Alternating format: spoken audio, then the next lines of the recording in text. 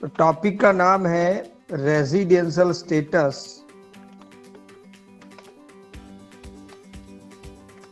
Of an assessee.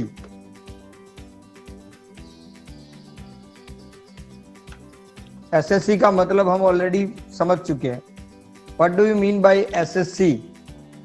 Assessee means what? Assessee किसे बोलते हैं? करदाता। करदाता। Okay, the person who is liable to pay the tax is known as an SSC, but we will not,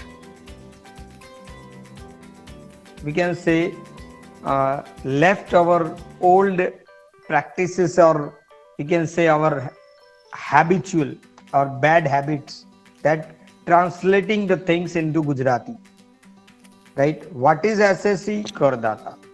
What is taxation? That is Karvera, right? What is residential status? Called Rethano Daraju.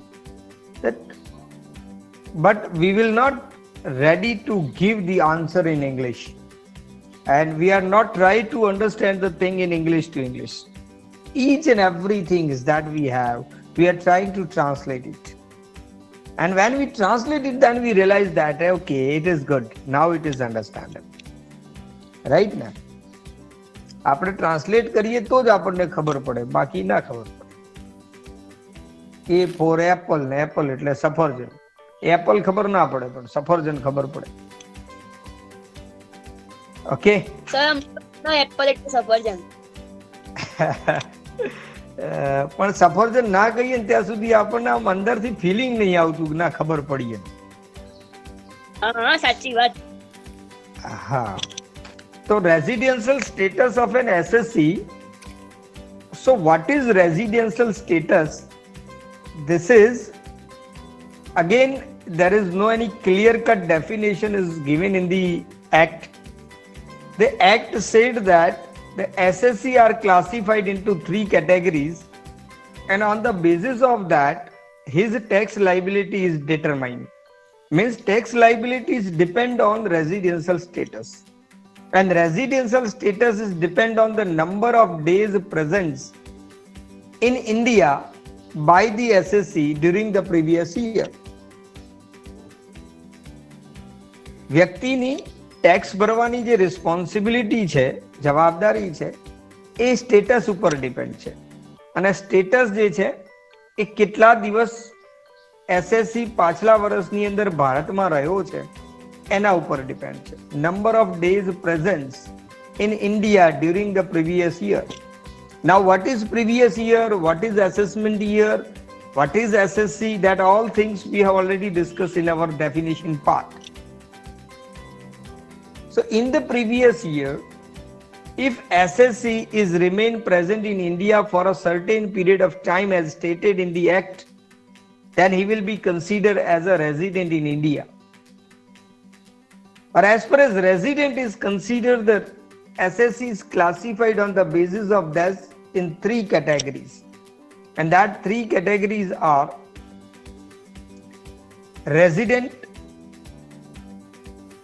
but not ordinary resident, second is ordinary resident, and third is non-resident. So on the basis of the classification of residential status, an SSC can be classified into 3 categories, and the first category is resident. First category is resident only. So this resident means what? Resident but not ordinary resident.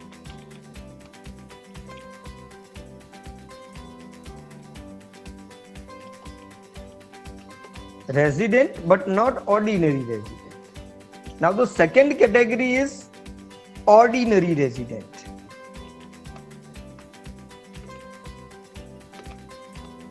And third category is non-resident. So these are the 3 classification of an SSC. On the basis of residential status, એક વ્યક્તિના residential સ્ટેટસના basis ઉપર જો classification કરીએ તો SSC ના 3 પ્રકાર પડે છે. There are 3 types of residential status. That is resident but not ordinary resident, ordinary resident and non-resident in India. Right? So this is only resident. This is ordinary resident and this is non-resident. Okay. Now, how we determine this? So the person who is become resident, that is liable to become an ordinary resident. And the person who is not resident is non-resident. જે resident નથી એ non-resident છે.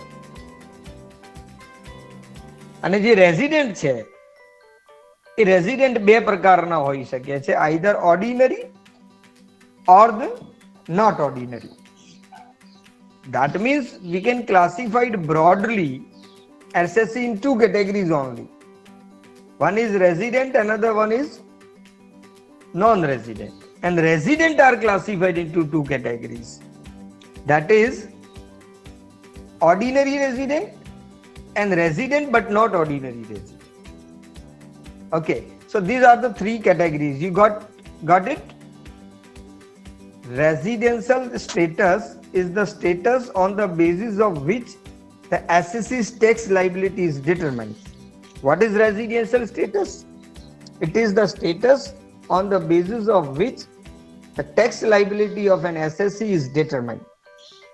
Are you getting? If the question is asked in your examination, what is residential status? Then what is the answer is? The status of an SSC on the basis of which the tax liability of an SSC is determined, that is called residential status. This is the first step before calculating the tax of an SSC. એક વ્યક્તિની ટેક્સની liability તમારે ગણતરી કરવી હોય તો પહેલા એનું status નક્કી કરવું પડે. Now how we determine the status? Status કઈ રીતે નક્કી થાય? So status is determined on the basis of number of days presence in India during the previous year. This status is required to be determined every year. આ જે status છે દર વર્ષે શોધવો પડે અને આ સ્ટેટસ નો આધાર જે છે number of days presence in India છે ડ્યુરિંગ ધ પ્રીવિયસ યર, પાછલા વર્ષની અંદર. For this current year, for the assessment year 2021-22, the previous year is considered as 2020-21. આપણું જે હાલનું પ્રીવિયસ યર છે 2020-21 છે અને એસેસમેન્ટ યર 21-22 છે. તો 21-22 ના રિલેટેડ પ્રીવિયસ યર 20-21 ની અંદર એસએસસી ભારતમાં કેટલા દિવસ રહ્યો છે એ તમારે કેલ્ક્યુલેટ કરવાનું હોય અને એના બેઝિસ ઉપર એનું રેઝિડેન્શિયલ સ્ટેટસ નક્કી થાય. જો કોઈ વ્યક્તિ રેઝિડેન્ટ બને તો એ ઓર્ડિનરી રેઝિડેન્ટ થઈ શકે, પણ જો કોઈ વ્યક્તિ રેઝિડેન્ટ જ ના બને તો એ ઓર્ડિનરી થઈ શકતો નથી. 12મું પાસ કરવું હોય તો 10મું પહેલા પાસ કરવું પડે, સ્ટેપ છે. તો જે 10મું પાર કરે એ 12મું પાસ કરી શકે, પણ જો 10મું જ પાસ ના કરે તો પછી એ 12માનો ક્વેશ્ચન રહેતો નથી. સેમ એ જ રીતે ફર્સ્ટ યર પાસ થાય તો સેકન્ડ યર આવે, સેકન્ડ યર પાસ થાય તો થર્ડ યર આવે. તો થર્ડ યરમાં કોણ જઈ શકે? ડિગ્રી કોણ મેળવી શકે?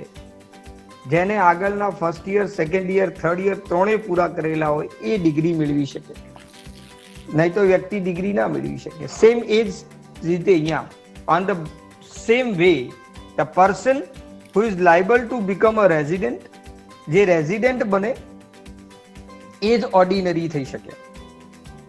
જે રેઝિડન્ટ જ નથી તો એ ઓર્ડિનરી નથી. તો સૌથી પહેલા તમારે રેઝિડન્ટ છે કે નહીં એ નક્કી કરવું પડે. ઓકે, બીજી એક ખાસ વાત this residential status of an SSC is used only for the purpose of determination of tax liability. There is no any other use of it. એનો બીજો કોઈ use છે નહીં. You cannot say that this is your domicile. Domicile is the different thing. Here an Indian, and there is no any relationship between the citizenship and residential status. Residential status ને citizenship સાથે બી કોઈ લેવા દેવા નથી. એક non resident in India ordinary resident હોઈ શકે ભારતની અંદર, ઇન્ડિયાની અંદર. એક ઇન્ડિયન સિટીઝન ભારતમાં નોન રેઝિડન્ટ બી હોઈ શકે છે. Mind well, an Indian citizen may be a non resident in India, and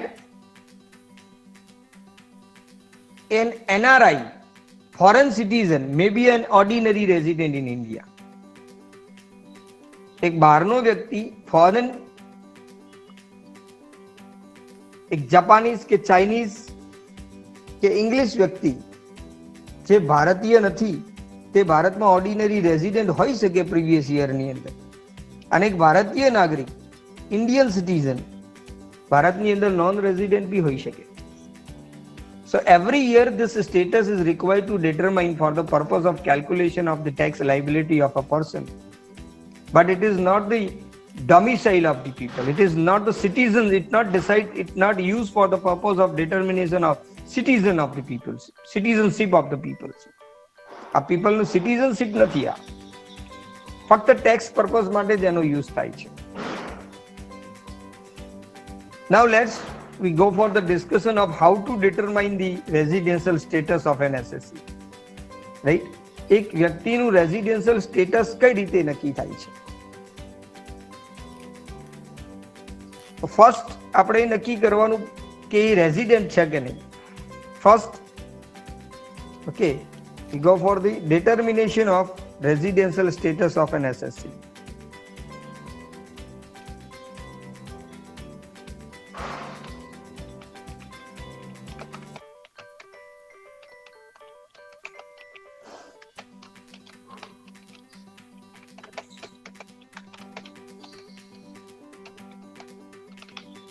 એક રેઝિડેન્શિયલ સ્ટેટસ નું ડિટર્મિનેશન કેવી રીતે થાય? It is depend on the number of days presence in India. So first we need to check two basic conditions of resident in India. Okay, first we need to check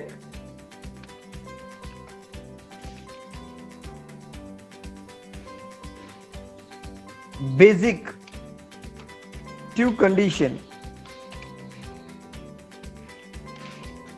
of a resident, and if he or she satisfy any one condition,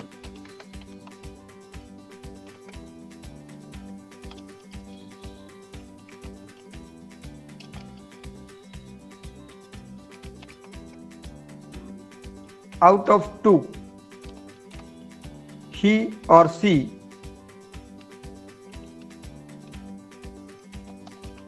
will be considered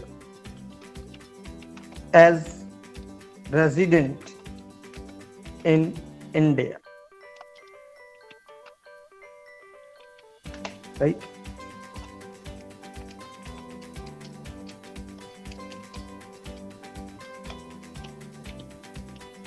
So who can become a resident in India? ભારતમાં resident કોણ થઈ શકે? Okay, the person who satisfied any one condition out of two. Person who satisfied any one condition out of 2 can become resident in India. ભારતમાં resident કોણ થઈ શકે કે જે રેઝિડન્ટની બે બેઝિક કન્ડિશન છે એમાંથી કોઈ એકને પૂરી કરે, કોઈ એકને સેટિસ્ફાઈડ કરે, રાઈટ? તો which are that two condition? એ બે કન્ડિશન કઈ છે? Okay, this is called basic condition. So basic condition 1, basic condition 1 पहली कंडीशन છે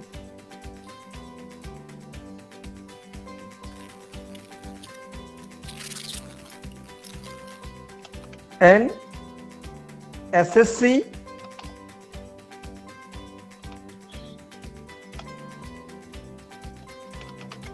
must be remain present in India at least for 182 days during previous year.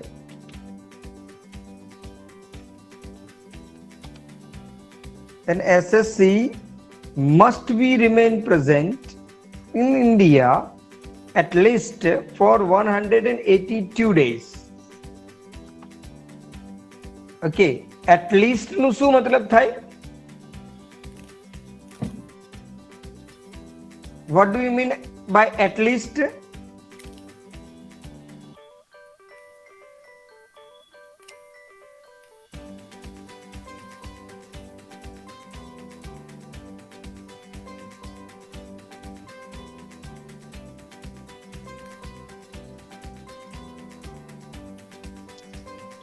Just a minute, you are.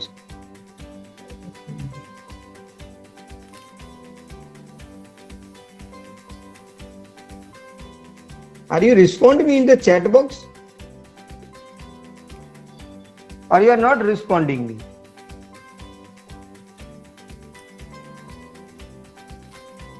तो कुछ नहीं है chat box में।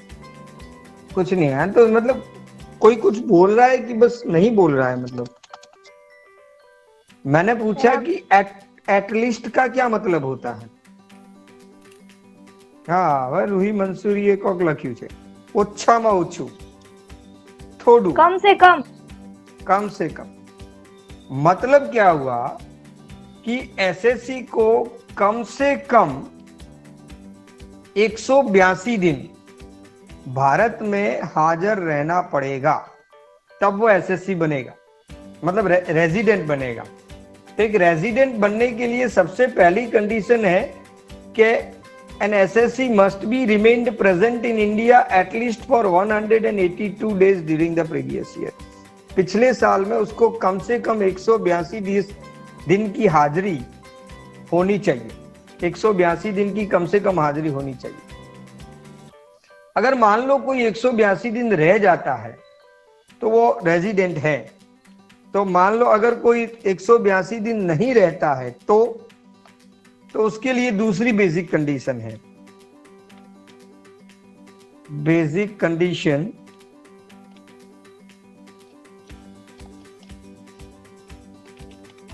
2। दूसरी basic condition क्या है? An assessee must be remained present in India at least for 60 days during previous year and 365 days in 4 previous year preceding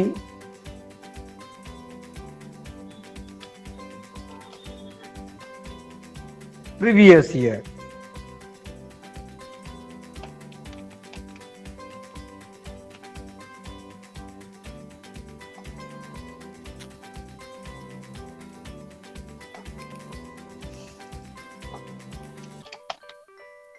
Okay, an SSC must be remain present in India at least for 60 days during previous year and 365 days in 4 previous years preceding previous year. मतलब કે એક SSC એ પાછલા વર્ષમાં 60 દિવસ અને પાછલા વર્ષથી આગળના 4 વર્ષોની અંદર ઓછામાં ઓછા 365 દિવસ ભારતમાં હાજર રહેવું પડે. આ બીજી કન્ડિશન છે. આ બેઝિક 2 કન્ડિશનમાંથી કેટલી કન્ડિશન સેટિસ્ફાઈડ કરવાની? How many conditions we are required to satisfy out of these 2 at least?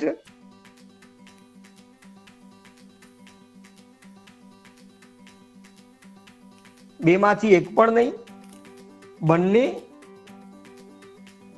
કે બે માંથી કોઈ એક? શું જવાબ આવે?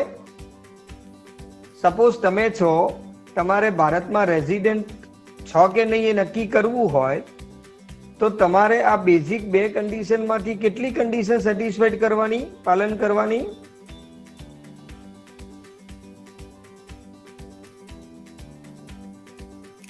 I'm asking you a question. Why are you nodding? Are you કોઈ બી sleeping? એક ના હા. સર ના કોઈ ના સર. ઊંઘી નથી જતા ને તમે લોકો? નો સર ना सर हाँ.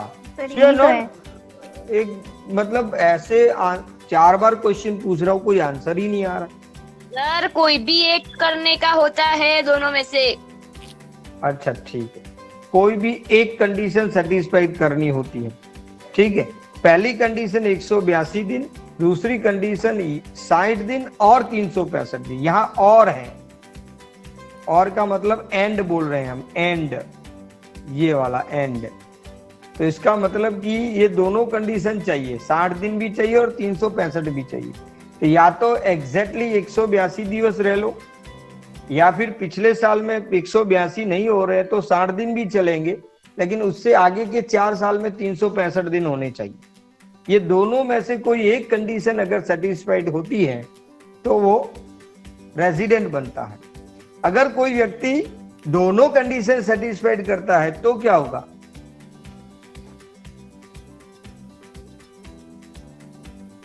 बताओ.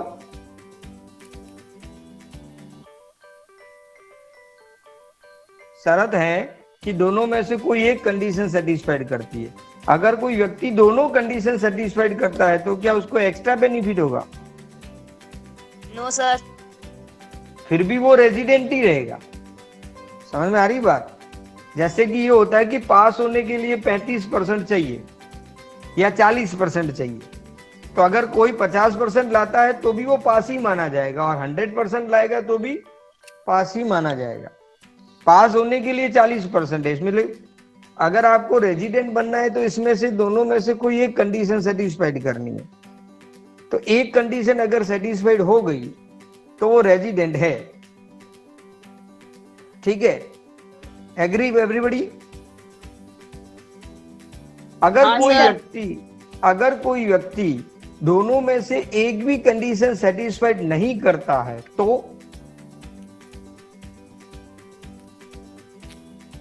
रेजिडेंट नहीं है. हाँ, तो उसको बोलते हैं नॉन रेजिडेंट इन इंडिया. क्या बोलेंगे? Non resident in India. If a person, if an SSC not satisfied any one condition out of basic 2, then he will be considered as non-resident. Or if he satisfied any one condition, then he will be considered as resident in India. यहां तक clear हो गया? Okay. हाँ sir yes sir जो व्यक्ति दोनों की दोनों कंडीशन सेटिस्फाइड करता है वो भी रेजिडेंट. कोई सर, एक इसकी PDF कंडीशन भेज दोगे ना? सेटिस्फाइड करता है, हाँ, एक दोनों में से कोई एक कंडीशन सेटिस्फाइड करता है तो भी रेजिडेंट. अगर दोनों नहीं सेटिस्फाइड करता है तो बन जाएगा नॉन रेजिडेंट. तो जो नॉन रेजिडेंट हो गया, जो मतलब फेल हो गया, तो वो तो ऑर्डिनरी बन ही नहीं सकता। ऑर्डिनरी बनने के लिए प्री कंडीशन क्या है? ऑर्डिनरी बनने के लिए प्री कंडीशन है कि वो रेजिडेंट होना चाहिए, यानी बेसिक में से कोई एक कंडीशन सेटिस्फाइड करता है तो ही उसको ऑर्डिनरी के लिए ले जाएंगे, नहीं तो ऑर्डिनरी के लिए वो नहीं जाएगा। समझ में आ रही बात? दोनों ना आ गया तो वो नॉन रेजिडेंट हो जाएगा। नॉन रेजिडेंट वाले को ऑर्डिनरी के लिए कुछ नहीं करना होता है। दोनों में से एक कंडीशन सेटिस्फाइड हो गई एटलीस्ट, या दोनों हो गई, तो वो रेजिडेंट हो गया। तो रेजिडेंट अगर हो गया तो उसको ऑर्डिनरी है कि नहीं ये चेक करना पड़ेगा। ओके, तो द सेकेंड स्टेप जो आएगा, okay, second, if a person, an SSC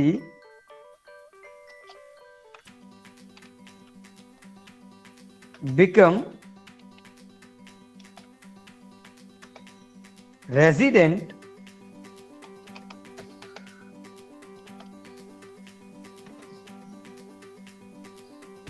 then we need to check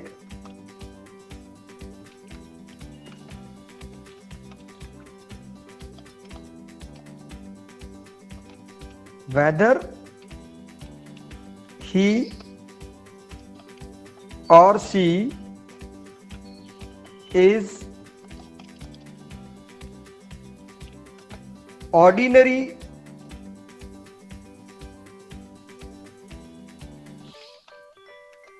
resident or not. Okay, एक बार व्यक्ति अगर रेजिडेंट बन गया तो वो ऑर्डिनरी है कि नहीं ये चेक करना हमारी रिस्पॉन्सिबिलिटी है, जिम्मेदारी है। तो who will become the ordinary resident? The person then assessee who satisfied both the additional condition. अगर कोई व्यक्ति और रेजिडेंट है और एडिशनल 2 कंडीशन सेटिस्फाइड करता है, एडिशनल 2 कंडीशन सेटिस्फाइड करता है,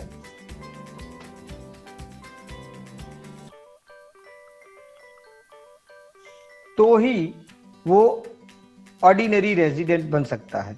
तो एडिशनल 2 कंडीशन,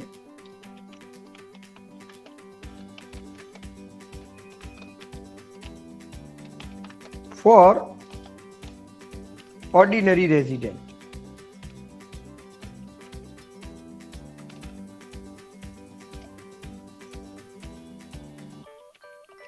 ऑर्डिनरी रेजिडेंट के लिए एडिशनल 2 कंडीशन। पहली कंडीशन क्या है? Condition number 1, an assessee must be resident in India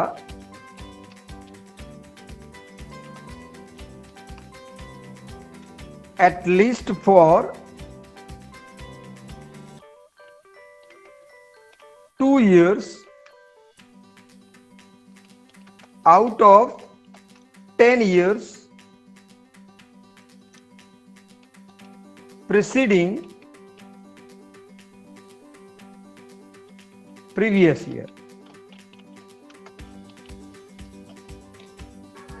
Okay, an SSC must be resident in India. SSC क्या होना चाहिए? मस्ट बी रेजिडेंट, भारत में रेजिडेंट होना चाहिए। कौन रेजिडेंट होता है? जो ऊपर की 2 कंडीशन में से कोई एक कंडीशन सेटिस्फाइड करता है। ओके, कितनी बार रेजिडेंट होना चाहिए? At least in 2 years, at least in 2 years, 2 सालों में। Okay, at least in 2 years out of 10 years preceding previous year, यानी हमारा जो प्रीवियस ईयर है उससे आगे के 10 सालों में, 10 सालों में से कोई भी 2 सालों में वो रेजिडेंट होना चाहिए, नंबर 1। दूसरा है an assessee must be remain present in India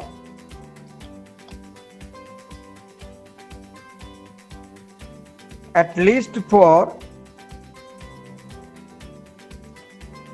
730 days in 7 years.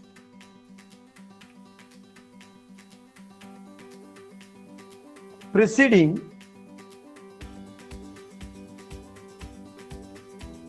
previous year.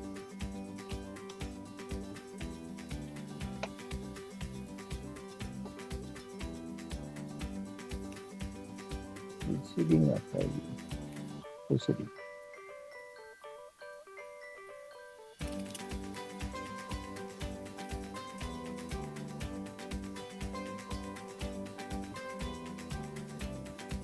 समझ में आ रही बात? Yes sir. जी सर। ठीक है ना?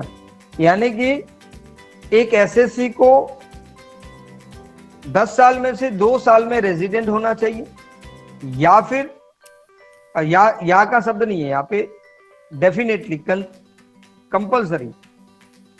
सेकेंड कंडीशन है कि 7 सालों में, पिछले साल से आगे के 7 सालों में 730 दिन की हाजिरी भारत में होनी चाहिए। कितने दिन की? 730 दिन की।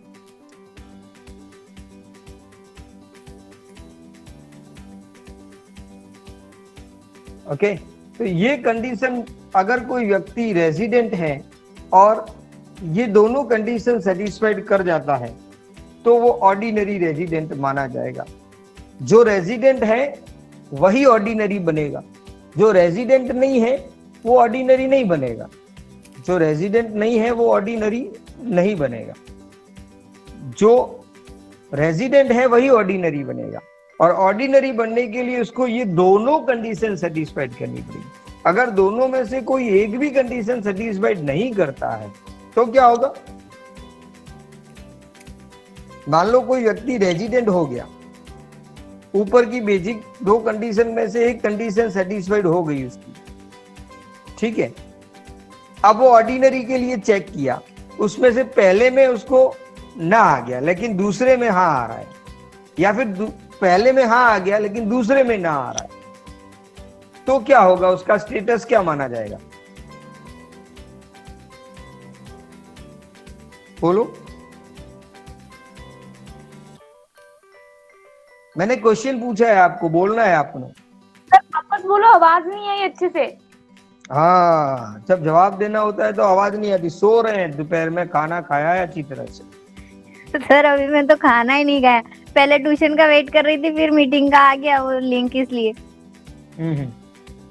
ठीक है, अब मैं फिर से बोलता हूँ, फिर से सुनिए कि अगर कोई व्यक्ति रेजिडेंट हो जाता है तो ऑर्डिनरी रेजिडेंट के लिए 2 कंडीशन सेटिस्फाइड करनी होती है। अगर कोई व्यक्ति दोनों में से, ऐसे तो दोनों करनी होती है, दोनों में से कोई एक कंडीशन सेटिस्फाइड करता है, आइदर पहली और दूसरी, तो उसका स्टेटस क्या माना जाएगा? रेजिडेंट, ऑर्डिनरी रेजिडेंट के नॉन रेजिडेंट, ये तीनों में से एक बोलना है। आधा आधा कुछ नहीं होता। Sir resident. सर ऑर्डिनरी वाला? ऑर्डिनरी बनने के लिए दोनों कंडीशन सेटिस्फाइड करनी पड़ेगी एडिशनल। अब 2 में से एक कर रहा है तो रेजिडेंट है बट ऑर्डिनरी नहीं है। हाँ, yes, resident but not ordinary resident, resident but not ordinary resident. ठीक है, तो बिल्कुल ग्राफ माइंड में क्लियर हो गया। एक व्यक्ति दोनों, पहली 2 कंडीशन में से कोई एक कंडीशन सेटिस्फाइड करता है तो रेजिडेंट, अगर एडिशनल दोनों करता है तो ऑर्डिनरी रेजिडेंट, अगर एडिशनल दोनों नहीं करता है या एक नहीं करता है तो वो रेजिडेंट ही माना जाएगा, ऑर्डिनरी नहीं बनेगा। मतलब कि जिसने ग्रेजुएशन पास कर लिया, ठीक है, वही पोस्ट ग्रेजुएट कर सकता है, लेकिन पोस्ट ग्रेजुएशन करने के लिए उसको ईयर 1 और ईयर 2 कंप्लीट करना पड़ेगा, दोनों कंप्लीट करनी पड़ेगी। अगर मान लो उसने ईयर 1 कंप्लीट किया है या ईयर 2 के कुछ सब्जेक्ट कंप्लीट किए हैं तो वो बीकॉम ग्रेजुएट तो माना ही जाएगा, ग्रेजुएट से नीचे तो नहीं जाएगा वो। अगर कोई व्यक्ति रेजिडेंट हो गया तो वो नॉन में तो नहीं जाएगा, वो तो रहेगा तो रेजिडेंट ही। हाँ, ऑर्डिनरी नहीं है तो उसको क्या बोलेंगे, resident but not ordinary resident. अगर वो पहली दो कंडीशन में से एक भी कंडीशन सेटिस्फाइड नहीं करता है तो उसे बोलेंगे नॉन रेजिडेंट। तो non resident, resident, resident but not ordinary resident, an ordinary resident. यहां तक की बात क्लियर हो गई माइंड में? हाँ सर। जी सर। अब एक और कुछ चीजें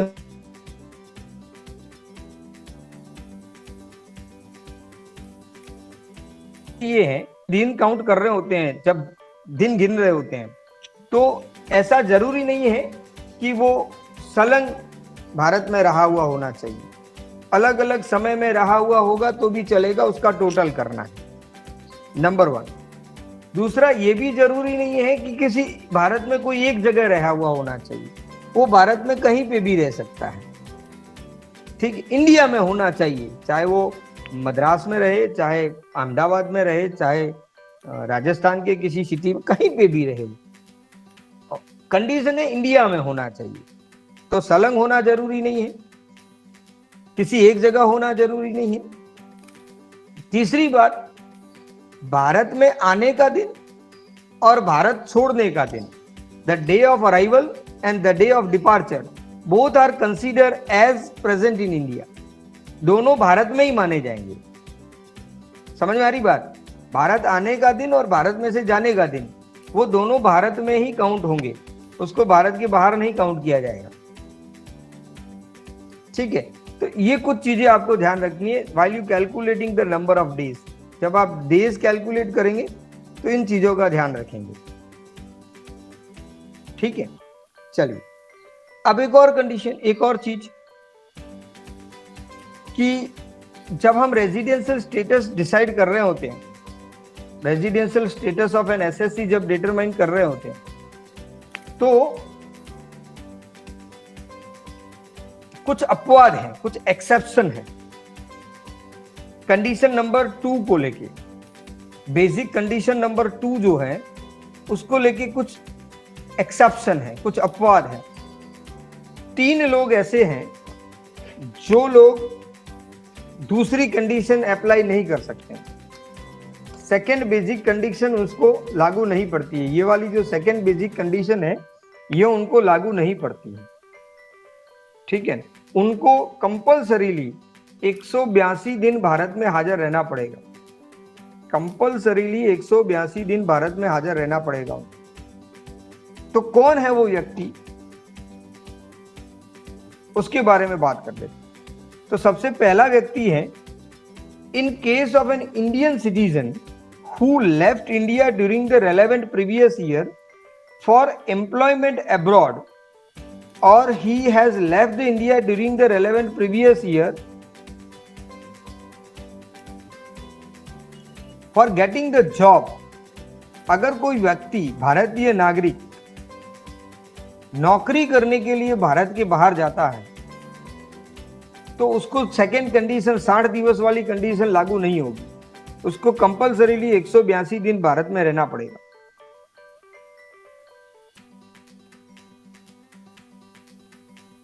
ओके, समझ में आ रही बात? दूसरा है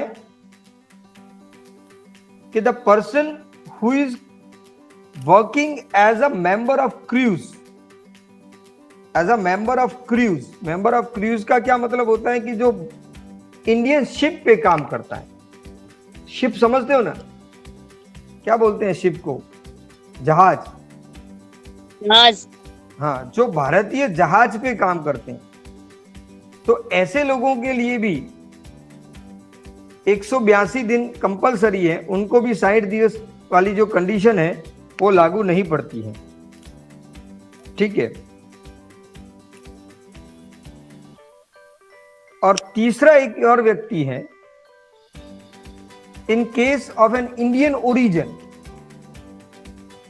और a person of Indian origin who being engage outside India, whether rendering services outside India or not, comes to India on visit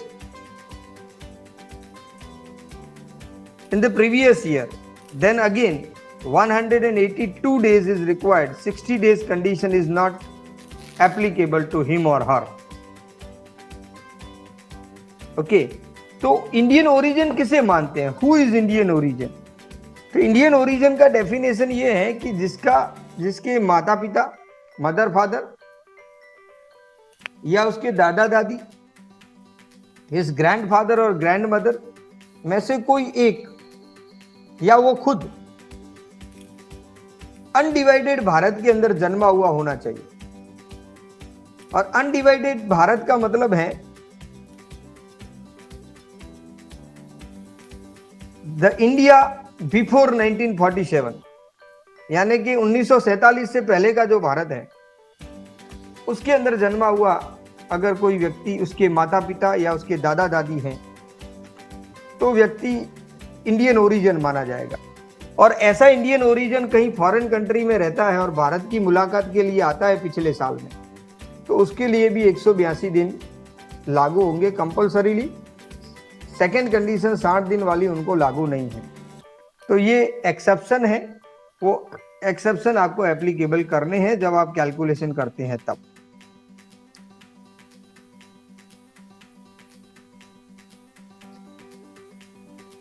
समझ में आ रही बात? Yes sir. ठीक है। तो ये एक्सेप्शन के सिवाय बाकी तो जो कंडीशन है वो कंडीशन आपको लागू करनी है। तो इस तरह से हम अपना रेजिडेंशियल स्टेटस डिसाइड करते हैं। ठीक है। तो ये चीज़ें आपको जब आपके पास बुक आएगी पेज नंबर 73 पे बहुत ही अच्छी तरह से एक्सप्लेनेशन इसका दिया हुआ है, तो वो आप देख सकते हैं जब बुक आएगी। अभी भी अगर आपके पास पुरानी बुक पड़ी है तो उसमें भी पेज नंबर 73 पे ये है।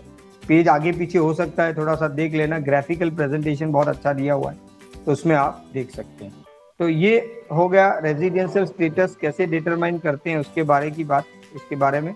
नेक्स्ट लेक्चर में हम इसके प्रैक्टिकल एग्जाम्पल काउंट करेंगे और रेजिडेंशियल स्टेटस एक्चुअली डिसाइड करेंगे। और उसके बाद इस रेजिडेंशियल स्टेटस के बेस पे किस तरह से टैक्सेबल इनकम डिसाइड होती है उसके बारे में भी बात करेंगे।